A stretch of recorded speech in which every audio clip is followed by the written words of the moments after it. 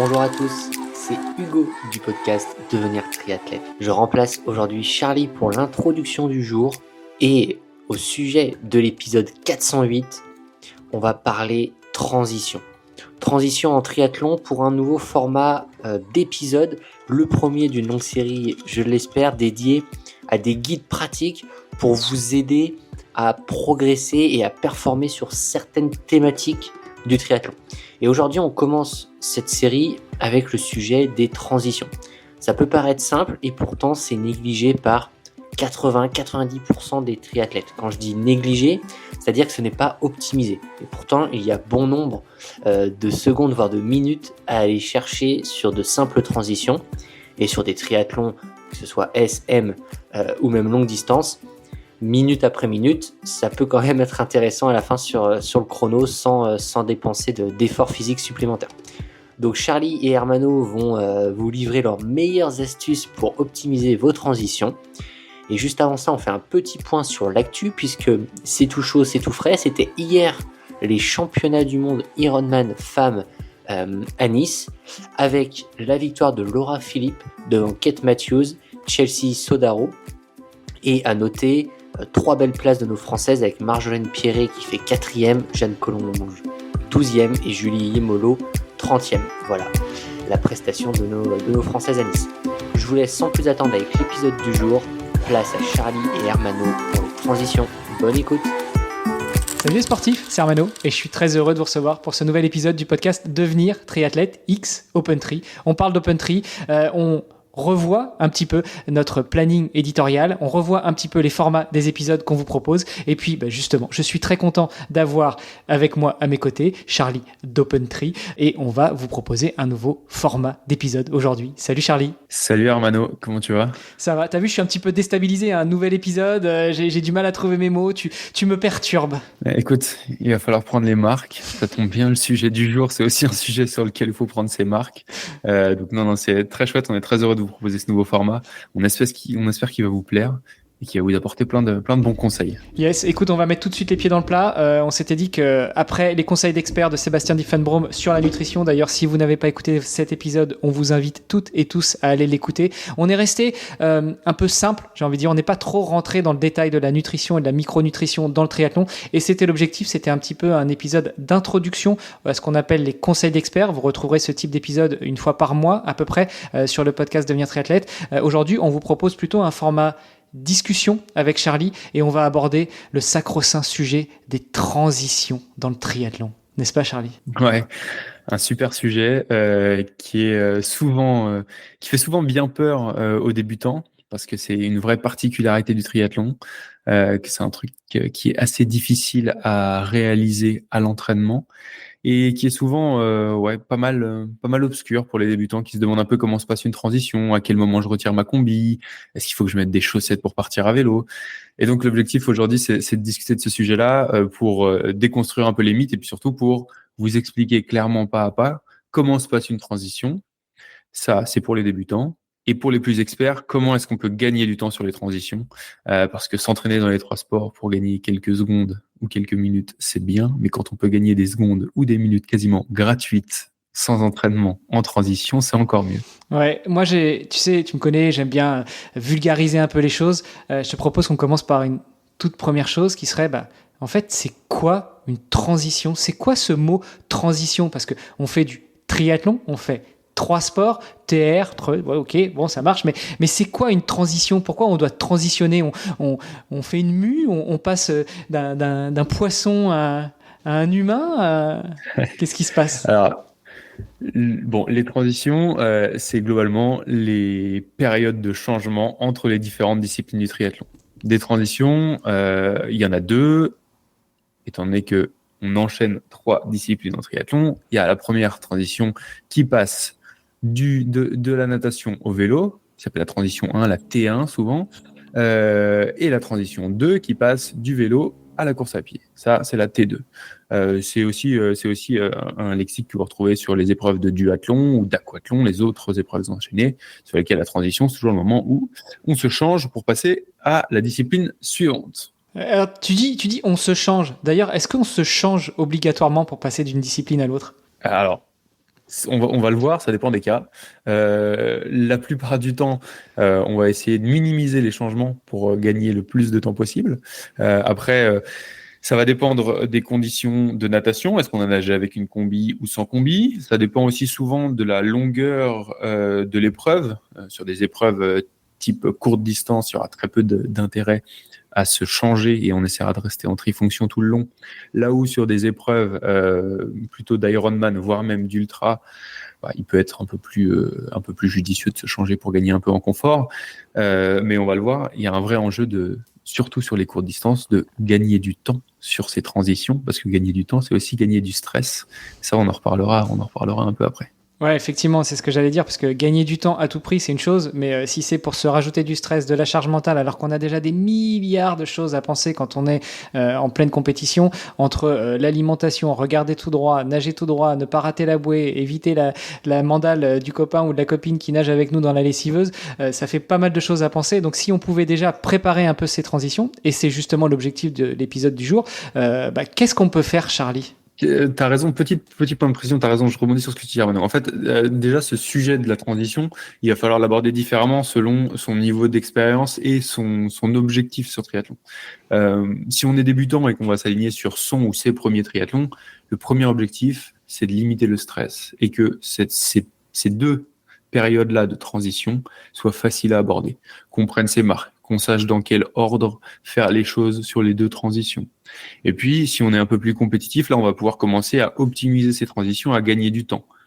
N'essayez pas, si c'est votre premier triathlon, de faire une transition comme on le voit sur les World Series. Vous allez d'abord prendre les réflexes, faire les choses dans l'ordre avant d'aller un peu plus loin. Les premiers conseils qu'on peut avoir qui sont génériques, on va dire, qui sont valables autant pour la T1 que la T2, c'est de visualiser très clairement ce que vous allez devoir faire. Et ça commence même avant l'épreuve, ça commence juste sur un papier en se disant 24-48 heures avant l'épreuve, ok, qu'est-ce qui se passe lors de la transition 1? Comment je me retrouve, dans quelle situation? J'ai une combi, j'ai pas de combi, j'ai mon bonnet, j'ai mes lunettes, dans quel ordre je retire ça? Et l'idée, c'est vraiment de déconstruire petit à petit pour que lorsque je me retrouve en situation, en sortant de l'eau, avec souvent le cardio assez haut, avec l'esprit un peu embrumé, parfois la tête qui tourne, mais ça, je laisse la surprise pour ceux qui vont faire leur premier triathlon, c'est d'avoir les idées les plus claires possibles et que ça devienne vite des automatismes. Je peux réagir un peu. Tu dis que ça se prépare éventuellement 24-48 heures avant avec une feuille, un papier, un stylo. Moi, je te donnerais déjà un tout premier conseil. Si vous avez envie de vous aligner sur un triathlon et que du coup vous vous inscrivez à une épreuve, lisez le règlement. Dans le règlement de l'épreuve, et il y a forcément un règlement dans une épreuve, mais vous pouvez même monter au règlement de la fédération dont dépend votre épreuve, parce que vous concourrez peut-être pas en France. Lisez le règlement, lisez les règlements, ça vous donne déjà beaucoup d'informations, et notamment sur l'organisation de cette fameuse transition. On va y revenir, mais ce sont des points importants qui peuvent vous porter préjudice, au-delà de rajouter du stress, au-delà de vous prendre les pieds dans un tapis ou dans autre chose. Ouais, tout à fait. Et cette partie de prépa en amont, en fait, elle est hyper importante. C'est juste un petit exercice de visualisation aussi. Dire, ok, voilà dans quelle situation je me retrouve et voilà comment je le prépare. Et ensuite, je dirais que la phase suivante de la préparation des transitions, ça se passe quand j'arrive dans le parc à vélo.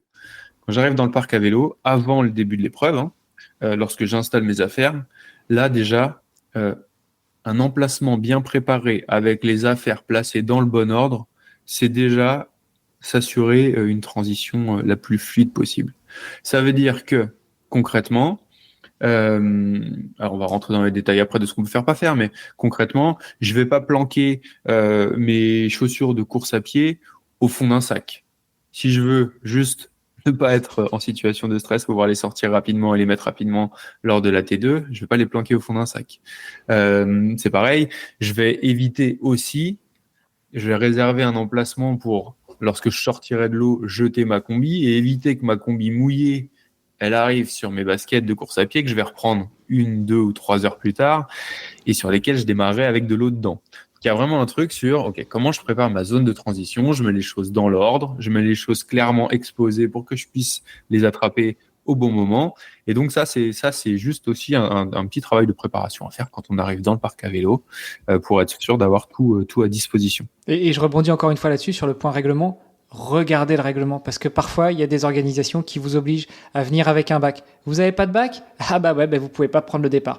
Il y a des obligations, des organisations qui vous obligent à mettre vos affaires dans le bac. Il y en a qui vous obligent à respecter le petit carré pour pas empiéter sur la place du copain. Il y en a qui vous obligent à mettre le vélo de telle manière, dans tel sens, etc. Donc vraiment lisez le règlement pour aussi éviter tous ces moments de stress et pouvoir organiser votre espace de transition quand vous sortez de l'eau et que vous allez prendre le vélo ou quand vous revenez au parc à vélo et que vous allez partir en course à pied. Ouais.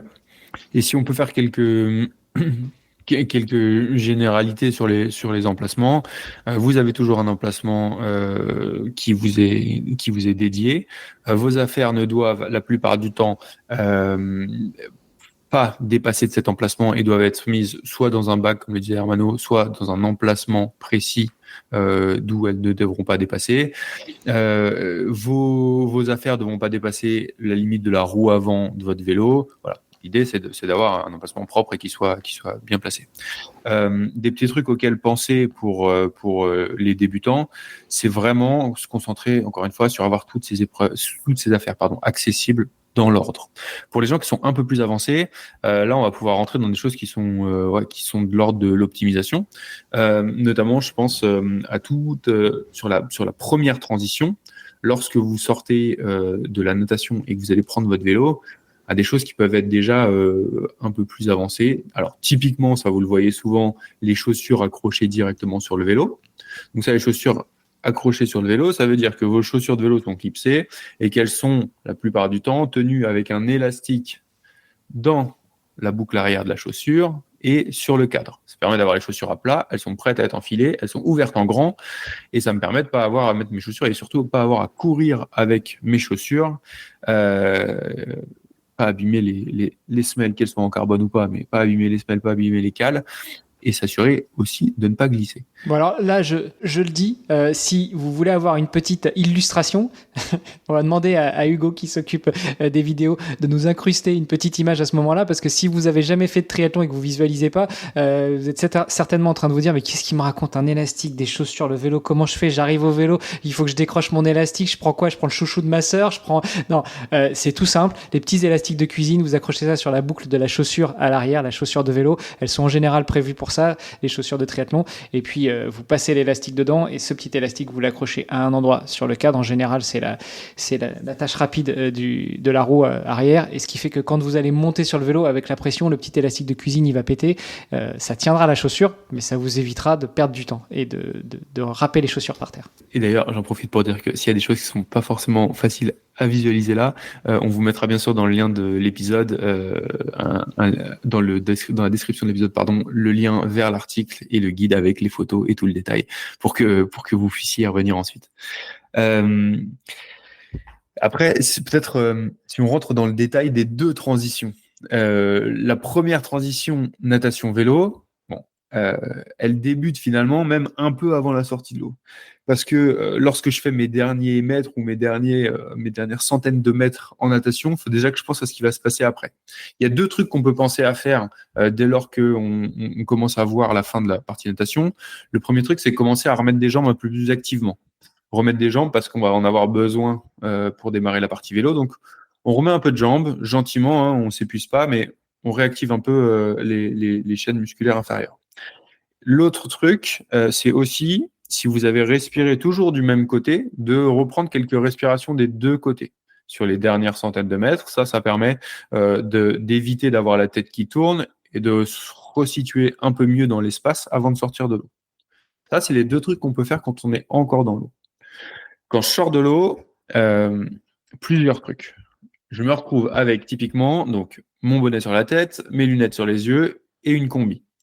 Le premier truc à faire, ça va être de retirer le haut de sa combi. Alors les combis, vous le verrez si vous en avez pas encore enfilé, elles peuvent se retirer par le haut ou par le bas. Ça, c'est un truc qu'il va falloir aussi voir à l'entraînement pour être sûr de retirer sa combi le plus vite possible. Une fois que j'ai sorti les bras de la combi, Et attention, c'est pas si simple que ça. Une fois que j'ai sorti les bras de la combi, je peux commencer à retirer mes lunettes, voire retirer mon bonnet pour préparer ma transition. Peut-être petite aparté là-dessus, sur la combi, petite astuce.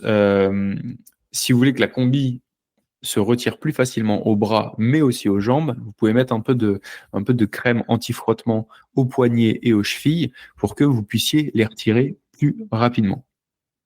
Comme la combi est un équipement qui est très très près du corps, pour ne pas laisser passer d'eau, on a aussi parfois un peu de mal à les retirer. Donc ça c'est pour la T1. Donc j'arrive, j'ai retiré ma combi, j'ai mon bonnet et mes lunettes dans la main et j'arrive à mon parc à vélo. Quand j'arrive sur mon parc à vélo, je commence à poser mes lunettes et mon bonnet dans un endroit qui va pas mouiller le reste de mes affaires dont j'aurai besoin plus tard. Et ensuite, on va finir de descendre la combi. On la descend sur les hanches, on la descend sur les genoux et finalement, on la descend sur les chevilles. Petite astuce, vous l'avez déjà probablement vu chez des pros, pour finir de retirer la combi au niveau des chevilles, c'est parfois là aussi un peu compliqué. Donc au-delà de l'astuce de mettre un peu de crème anti-frottement, on finit aussi de la retirer en appuyant, en posant l'autre pied sur la combi. Je pose un pied sur la combi, je retire l'autre pied, je repose l'autre pied, je retire le premier. Ça encore, on a des vidéos pour vous montrer ça sur l'article qui sera en description de cet épisode. J'aimerais bien voir Charlie en train d'enlever sa combi en pleine transition, ça doit être sympa, tiens. Ça, en fait, c'est souvent le plus compliqué pour les débutants quand on voit les transitions. C'est souvent là qu'on perd le plus de temps parce que c'est pas facile, parce que finalement c'est hyper ajusté et parce que c'est un peu la panique à bord quand on arrive à côté de son Parce vélo. qu'on est complètement désorienté, quoi. Exactement. Petite astuce là-dessus aussi. Retrouver son emplacement, finalement, on fait passer ça comme si c'était un truc hyper facile. Il faut retrouver son emplacement, ça veut dire aussi avoir pris des informations avant, donc quand je suis encore en phase d'installer mes affaires dans le parc, pour repérer mon emplacement facilement. Parce que, alors si vous êtes sur un petit triathlon, il n'y aura pas forcément beaucoup d'allées, pas forcément beaucoup de vélos. Si vous êtes à La Baule, à l'Alpe d'Huez ou à Embrun, il y a des vélos dans le parc. Et comptez pas sur le fait de retrouver votre numéro juste comme ça, alors qu'il est inscrit sur un tout petit autocollant. Vous essayez de retrouver des repères visuels. Tiens, je sais que mon allée, elle est en face de cet arbre-là. Je sais ensuite que je suis à peu près au milieu de l'allée. N'hésitez pas, vous avez le droit sur votre emplacement la plupart du temps de laisser une serviette. Okay, une serviette fluo, ça permet peut-être de se retrouver plus facilement à son emplacement. Ah bah bien joué, t'as donné les tuyaux. Maintenant, tous les mecs qui vont faire des triathlons vont tous avoir une serviette fluo, donc il faudra y aller avec une serviette noire. Ça, si tout le monde appliquait les conseils, ça se saurait. Non, mais ouais, ça peut être ce genre de truc qui peut faciliter un peu la vie, quoi. On arrive là, on est devant son vélo normalement, on a acheté les affaires, tout est là, on est prêt à partir pour la partie vélo. Je le répète, hein, je fais mon chieur avec le point de règlement. Attention à la combi. Vous l'avez enlevé, que vous soyez aguerri ou pas dans l'extraction de ce fameux néoprène, ne jetez pas le néo, la combi, n'importe où. Il faut la mettre dans votre bac ou en tout cas à votre emplacement. S'il y a un bout du pied de la combi qui dépasse sur l'emplacement d'à côté et qu'à ce moment-là, il y a un arbitre qui passe, ce serait dommage de se prendre une pénalité à ce moment-là, voire même, au-delà de la pénalité, que l'arbitre récupère la combi, que quand vous allez récupérer votre vélo à la fin du triathlon, bah, vous oubliez la combi, et puis 3 semaines après, pour la prochaine compétition, vous vous rendiez compte que vous avez oublié votre néo sur votre dernier lieu de compétition, parce que simplement, la combi était mal mise par terre, et ça, c'est un point de règlement. Donc, je suis assez embêtant avec cette histoire de règlement, et d'ailleurs, il y a un autre point qu'on va aborder, j'imagine, dans quelques instants, Charlie, mais faites vraiment bien attention à ces points de règlement, ça peut vous pourrir votre expérience de votre compétition. Et c'est particulièrement vrai sur les épreuves fédérales, qualificatives, notamment pour les divers championnats. Là, les arbitres sont hyper vigilants là-dessus et le moindre écart est directement sanctionné. Ça concerne probablement les athlètes les plus expérimentés qui nous écoutent, mais ça, faites-y bien gaffe lorsque vous êtes sur des épreuves qualificatives. Ensuite, qu'est-ce qui se passe ? Donc, je me suis débarrassé de mes affaires de natation et je vais pouvoir me préparer pour le vélo. Le premier truc à faire, et ça c'est vrai dans tous les règlements, c'est de commencer à enfiler son casque et de le fermer. Ça, avant de toucher à son vélo et avant de pouvoir partir à vélo, on met son casque et on ferme la jugulaire. Là, n'oubliez pas non plus de mettre votre ceinture porte-dossard. Ceinture porte-dossard, il est facile de partir sans, pardon, parce qu'on n'y pense pas forcément. Si elle est posée, on va dire, si elle est enfilée autour de votre cintre, bon, a priori, vous allez y penser, vous n'allez pas décoller sans. Vous prenez ensuite ce qu'il faut, votre ravito, si vous avez besoin d'emmener du ravito sur le vélo, vos lunettes, si vous en avez, et vous pouvez décoller. Donc encore une fois, hein, je répète, mais c'est important parce que ça peut être un vrai motif de sanction, on ne touche pas au vélo tant que son casque n'est pas enfilé et fermé. Et ensuite, je sors du parc à vélo avec mon vélo à la main. Je n'ai le droit de monter dessus, mais ça vous le savez si vous avez déjà fait quelques triathlons, que lorsque j'arrive devant la ligne qui matérialise la sortie du parc à vélo, où des arbitres m'attendent, la plupart du temps avec des drapeaux, pour m'indiquer que c'est là que j'ai le droit de monter sur mon vélo. Parmi les points d'attention là-dessus, c'est pareil, avancer en marchant, en courant avec son vélo tenu d'une seule main, ça s'apprend, c'est pas forcément évident. Et là, il y a un vrai enjeu, alors à la fois pour les débutants, juste pour pas gêner les autres concurrents, se gêner soi-même ou se faire mal, mais aussi pour les beaucoup plus avancés, qui est de savoir, on va dire, conduire son vélo en courant plus que en marchant, pour gagner un peu de temps. Donc là, pensez à le faire, c'est pas forcément évident au début, et puis pour les plus avancés, ça permet de gagner du temps. D'ailleurs, tu parles de tenir son vélo à une main. Dans l'article qui est sur OpenTree, vous donnez une précision, c'est pas tenir son vélo à une main au niveau du guidon, mais plutôt au niveau de la selle, n'est-ce pas ? Exactement. Le point de fixation lorsqu'on le tient avec la selle est bien plus, ça donne un vélo bien plus stable, bien plus facile à conduire que de le tenir par le guidon. Ça, c'est pareil, c'est des choses qui s'apprennent, sur lesquelles vous pouvez vous entraîner facilement et qui vont être importantes à maîtriser. Là, c'est parti, vous pouvez monter sur votre vélo et démarrer pour la partie cycliste.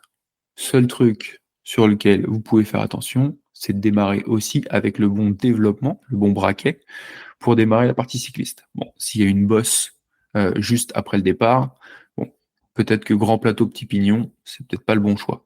Prévoyez un peu ce qui va se passer après. Donc là, on a terminé la première transition, on est parti pour notre partie vélo.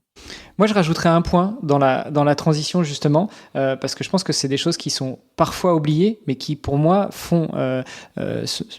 peuvent être aussi marqueurs d'une bonne journée passée, voire d'une bonne compétition, d'un bon résultat. Et je l'intègre dans la transition. C'est dès que vous montez sur le vélo, toujours dans votre esprit de visualisation, de préparation de ce moment, donnez-vous 3, 4, 5 minutes de premier coup de pédalage et tout de suite, il faut prendre l'habitude de prendre votre bidon et de vous réhydrater. Vous venez de nager un quart d'heure, 20 minutes, une demi-heure, 1 heure sur les triathlons les plus longs, 1h30 sur l'Ironman parfois. Vous n'avez rien bu dans l'eau, même si vous étiez dans l'eau, vous n'avez rien bu. La première chose à faire, et encore plus si vous nagez dans un environnement salé, dès que vous êtes sur le vélo, que vous êtes un petit peu sorti de la masse, prenez de quoi boire pour vous réhydrater. Moi, je l'intègre vraiment dans la transition parce que je pense que ça peut avoir un effet néfaste si on ne le fait pas. Et j'ajouterais en plus, tu as raison Hermano, que tout ce qu'on peut faire sur le vélo ou ensuite sur la deuxième transition en course à pied, plutôt que dans la zone de transition, il faut plutôt le faire pendant qu'on est en mouvement. Typiquement, l'exemple que tu prends, se ravitailler, il est préférable de le faire lorsqu'on est en mouvement plutôt que lorsqu'on est arrêté dans le parc. Mettre ses lunettes de vélo, ça va peut-être être pour les plus expérimentés, mais il vaut mieux le faire sur le vélo en mouvement que arrêté dans le parc à vélo. Voilà, ça, c'est des petites choses auxquelles il faut penser lorsqu'on veut optimiser ces transitions. Et d'ailleurs, petit point là-dessus, je ne sais plus avec quel invité on en avait parlé, les lunettes de vélo, s'il vous plaît, ce n'est pas en dessous de la jugulaire, c'est au-dessus de la jugulaire. Parce que en cas de chute, si vous mettez les lunettes sous la jugulaire, donc sous les sangles du casque, et que vous tombez, les lunettes vous lacèrent le visage. Si vous les mettez au-dessus de la sangle et que vous tombez, les lunettes se cassent, mais ne vous lacèrent pas le visage. Petit point d'amélioration et pour éviter de finir défiguré, parce que C'est comme l'assurance, hein. On essaye de pas penser aux mauvaises choses, mais le jour où ça se produit, on est bien content de pas se prendre un verre de lunettes dans la joue et que les lunettes soient cassées plutôt que ce soit notre visage. Très juste. Sur la partie T2 maintenant, la seconde transition. Donc je termine mon épreuve cycliste et je vais démarrer ma course à pied. Pareil, on peut anticiper un peu cette transition-là en mettant un peu plus de cadence de pédalage, un peu plus de fréquence de pédalage dans les dernières minutes pour remettre un peu plus de sang dans les muscles inférieurs en prévision de la course à pied. Et pareil, là, il va falloir aussi penser à visualiser ce qui va se passer sur cette deuxième transition. Là, pour cette descente du vélo, alors, il y a deux écoles. Si vous êtes très, très débutant, vous pouvez vous arrêter, déclipser et rejoindre votre emplacement avec vos chaussures de vélo au pied. Ça, c'est embêtant pour deux raisons. Encore une fois, le risque de chute, mais aussi le fait que ça vous fasse perdre pas mal de temps. Dès lors que vous le pourrez, la bonne pratique, c'est d'ouvrir ses chaussures sur les derniers mètres de la partie vélo, de poser le pied au-dessus de poser le pied au-dessus et de faire les derniers coups de pédale avec les pieds au-dessus de la chaussure, et ensuite de descendre du vélo pieds nus. Encore une fois, on a les visuels sur l'article qui aideront peut-être à se figurer tout ça si c'est pas clair pour vous. Mais là, c'est un vrai truc qu'il va vite falloir maîtriser parce que c'est dangereux et pas optimal de garder ses chaussures et de courir dessus, surtout à la deuxième transition. Donc, situation idéale, je laisse mes chaussures sur le vélo et donc je cours encore une fois jusqu'à mon emplacement avec le vélo dans la main dont je tiens la selle. Je reprécise, mais à la transition 2, lorsque vous terminez le vélo, il y a encore une fois une ligne qui matérialise la fin de la partie vélo et vous devez descendre de votre vélo avant cette ligne-là. Pour les plus compétitifs, pensez aussi au fait, notamment si vous êtes sur des épreuves avec drafting, que être en début de groupe ou en fin de groupe lors d'une transition, il y a une vraie différence. Alors, une différence de quelques secondes peut-être sur le chrono, mais une différence de tranquillité surtout sur la place que vous allez avoir pour faire votre transition. Descendre du vélo et perdre le moins de vitesse possible, c'est-à-dire continuer à courir à 12, 14, 18 km/h, ça s'apprend. Et quand on est dans un peloton, c'est plus compliqué quand on est derrière que devant. C'est-à-dire que si on peut aller se replacer à l'avant du groupe pour gagner un peu en sérénité, n'hésitez pas à le faire. Je tiens donc mon vélo par la selle et je retourne à mon emplacement. Encore une fois, comme pour la T1, j'ai repéré quelques éléments qui me permettaient de bien savoir où situer mon emplacement et donc j'y retourne. Ah bon, parce qu'on laisse pas le vélo n'importe où? Non, ce serait vite un beau bazar. On doit bien entendu aller reposer le vélo à son emplacement. Bon, puis de toute façon, on n'a pas le choix parce qu'on a nos affaires de course à pied qui sont à cet emplacement. Je vais encore refaire mon point règlement parce que tu l'as pas encore précisé. J'imagine que tu allais le faire. Le casque. On ne décroche pas le casque tant que l'on n'a pas lâché le vélo. C'est pas compliqué. En triathlon, transition, on n'attrape pas le vélo tant que le casque est pas serré et on ne lâche pas, on ne desserre pas, on ne décroche pas le casque tant qu'on n'a pas lâché le vélo. C'est aussi simple que ça. Ouais, exactement. Là-dessus, une fois que j'arrive à mon emplacement, donc je repose mon vélo. Une fois que le vélo est posé, je retire mon casque. Et après, le principal équipement en course à pied, ce sont les chaussures. J'enfile mes chaussures. Alors, vous allez le voir si vous n'avez pas trop l'habitude. Enfiler des chaussures à ce moment-là d'un triathlon, c'est pas aussi simple que de les enfiler chez soi tranquillement quand on va démarrer son footing. Surtout que vos chaussures, la plupart du temps, sont équipées de lacets élastiques qui permettent de ne pas avoir à faire ces lacets pendant les transitions, mais d'avoir directement le lacet qui est déjà la chaussure qui est prête à être enfilée. Donc ça, c'est pareil, c'est des choses sur lesquelles il va falloir travailler un peu à l'entraînement, s'habituer à ces lacets-là, à la bonne pression des lacets pour être sûr que le jour de la course, ça roule assez facilement. Mais attends, parce que mettre les chaussures, c'est une chose, mais le plus dur, le plus long, le plus compliqué, c'est d'enfiler les chaussettes. Est-ce que tu mets des chaussettes, toi, Charlie, sur une compétition? Alors, c'est une bonne question. Principalement, ça va dépendre de la distance. Si on est sur des triathlons courts, franchement, on peut tout à fait courir sans chaussettes dès lors qu'on a des chaussures auxquelles on est habitué et qui sont à peu près confortables. La question va se poser, moi je trouve principalement sur du L ou de l'Ironman. Sur l'Ironman, bon, la question, je pense, elle est assez claire. Il est préférable d'en mettre 42 km. Voilà. Mettre une paire de chaussettes, ça va vous prendre 30 secondes pour éviter les ampoules. Ça peut être pas mal. Sur Alf, voire même sur M, la question peut se poser. Si vous êtes très sensible de ce côté-là, c'est peut-être un bon point de les mettre parce que ça peut vite être du temps rentabilisé, 30 secondes pour mettre des chaussettes, mais si c'est pour s'arrêter au 10e kilomètre parce que vous avez des ampoules partout, c'est peut-être pas un bon choix. Donc les chaussettes, moi je dirais, se posent sur triathlon. Enfin, la question se pose sur M et Alf. Sinon, sur le reste, je pense qu'il vaut mieux pas en avoir sur les petites distances et il vaut mieux en avoir sur Ironman. Tiens, petite question, peut-être anecdote d'ailleurs. Est-ce qu'on est obligé de mettre des chaussures pour courir? On n'est pas obligé de mettre des chaussures pour courir.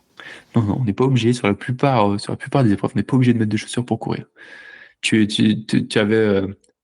avais une idée derrière la tête, Armano, ou c'était juste par pur plaisir sadique de faire courir sans... Non, mais il me semble que c'était Vincent Louis, je crois, qui avait gagné une compétition comme ça, qui avait fait une transition. Il était arrivé en tête, enfin dans le groupe de tête, et il a posé le vélo. Il est parti pieds nus. Alors c'était un sprint ou un super sprint, mais ça lui a permis de gagner la course. Ouais, je crois que c'était Davidos qui avait terminé pieds nus. Ouais. Bon, ça reste anecdotique, mais voilà, ça fait une petite histoire à raconter.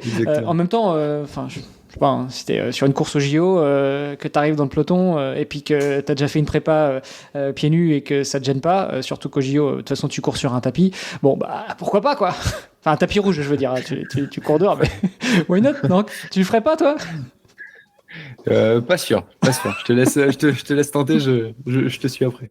Non, mais c'est vrai.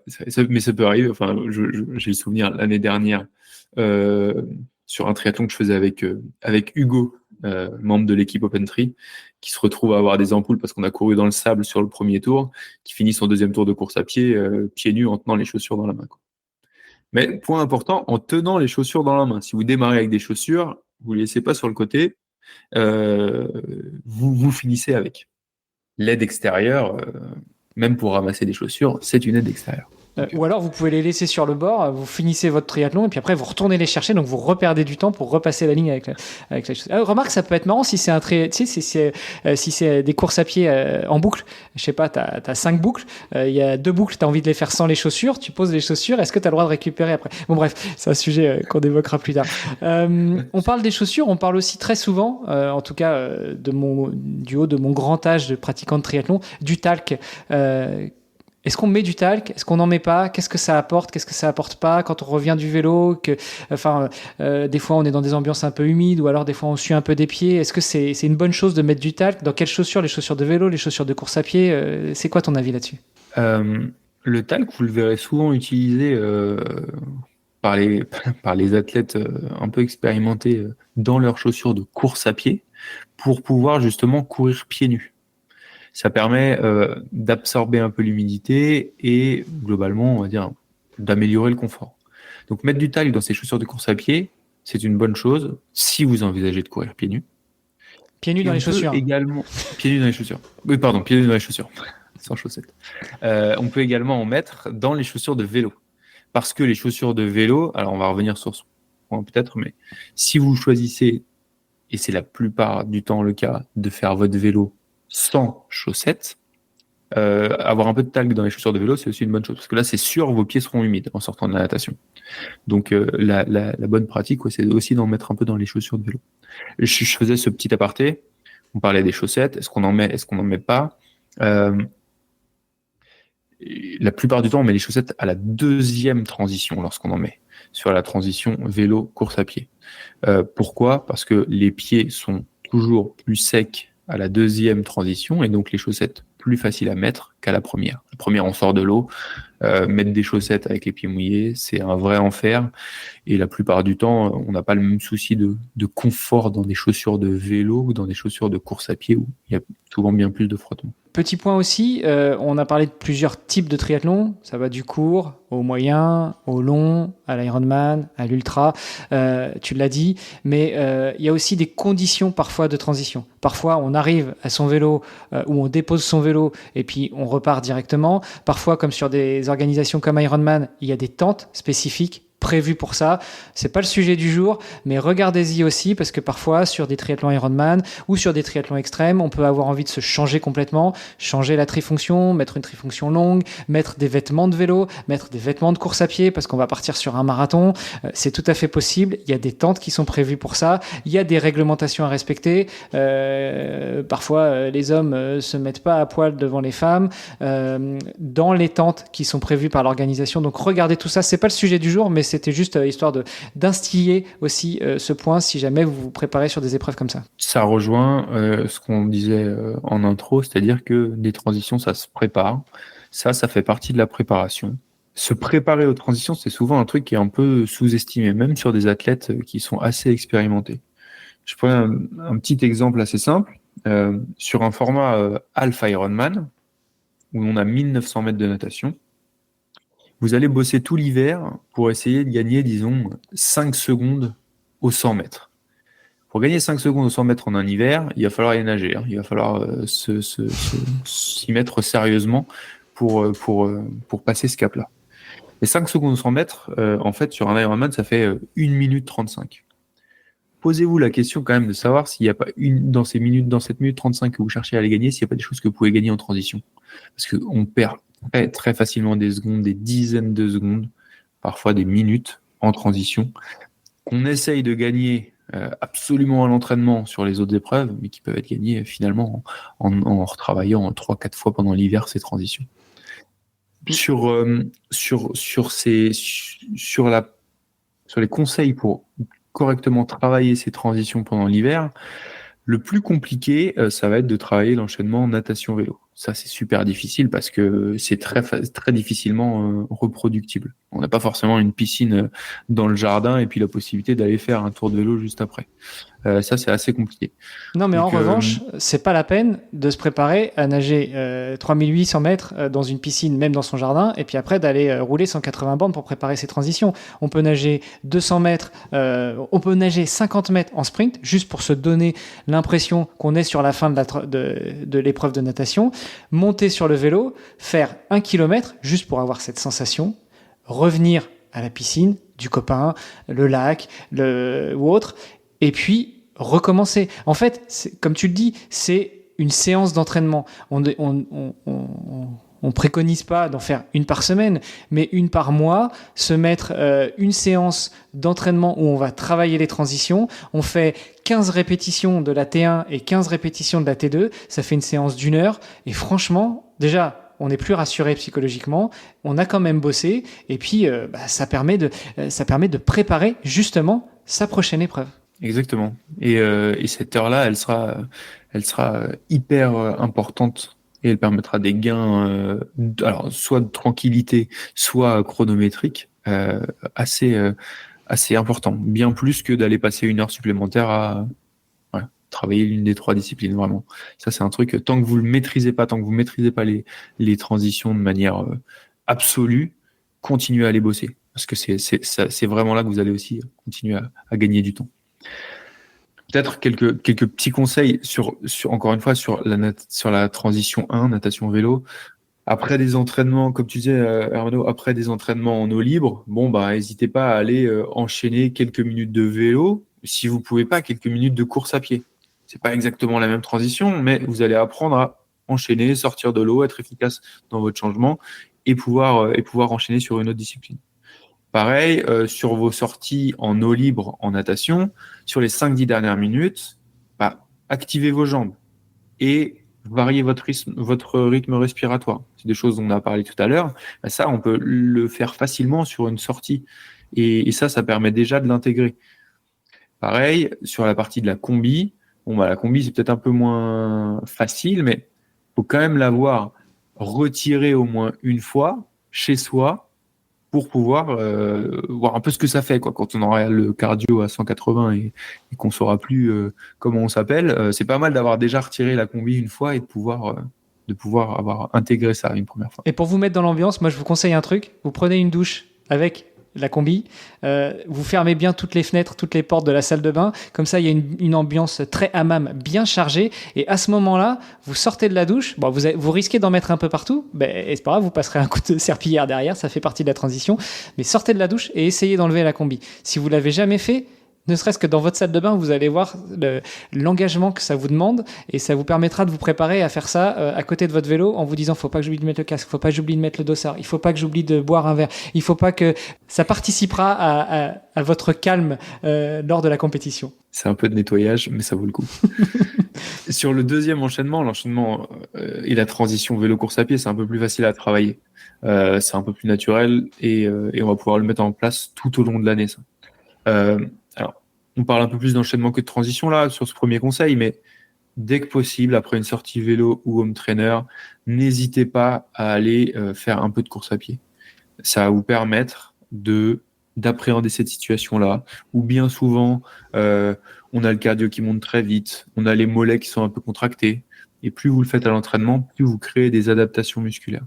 Et ces adaptations-là, en fait, elles se font juste à partir de 10-15 minutes de course à pied. Il n'y a pas besoin d'aller faire des gros blocs de course à pied après vos sorties vélo, mais déjà, vous allez courir un quart d'heure, même en endurance, après vos sorties. Pendant l'hiver, ça va permettre de créer des adaptations importantes. Après, les séances d'enchaînement vélo course à pied, ou plutôt home trainer course à pied, souvent elles sont assez faciles à faire. Ça, n'hésitez pas à en faire. Nous, dans tous nos programmes, on en préconise très régulièrement, même pendant l'hiver, pour pouvoir apprendre à l'organisme à appréhender ce changement d'activité. Écoute, je pense qu'on a fait un bon tour, Charlie. Je pense. Petit point complémentaire, le swimrun est une des disciplines enchaînées et dont la Fédération française de triathlon est délégataire. Tu l'as dit tout à l'heure, en triathlon, on n'a pas le droit à l'aide extérieure. Si on part avec quelque chose, on doit revenir, on doit terminer la course avec. Le petit point sur le swimrun, c'est pareil. Si vous vous posez la question de faire du swimrun ou pas, c'est une superbe épreuve. Franchement, c'est sympa. Il n'y a juste pas le vélo. Et pour le coup, on enchaîne plusieurs fois course à pied, natation, course à pied, natation. C'est pareil.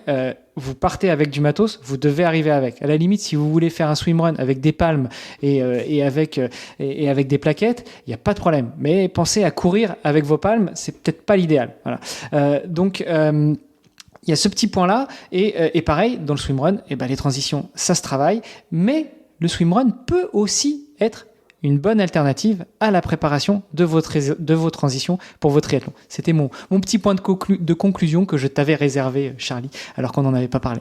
Non, c'est vrai. C'est, en plus d'apporter de la diversité dans la pratique, ça permet en plus de bien bosser pour ces objectifs de triathlon.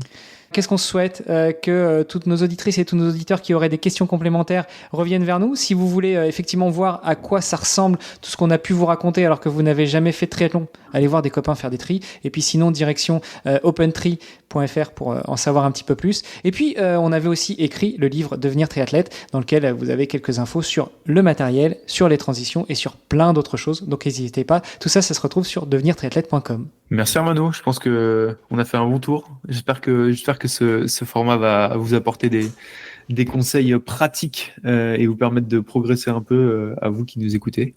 Et puis faites-nous vos retours. Encore une fois, sur Spotify, vous pouvez laisser des commentaires sous l'épisode.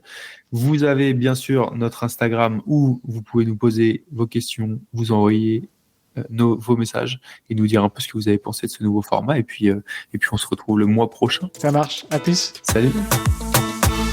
C'était Devenir triathlète X Opentree. Merci d'avoir écouté cet épisode jusqu'au bout. Nous, on a pris beaucoup de plaisir à l'enregistrer. Alors si ça vous a plu, vous pouvez nous suivre sur nos réseaux sociaux, Instagram, LinkedIn et Facebook. On se rejoint maintenant sur devenirtriathlète.com.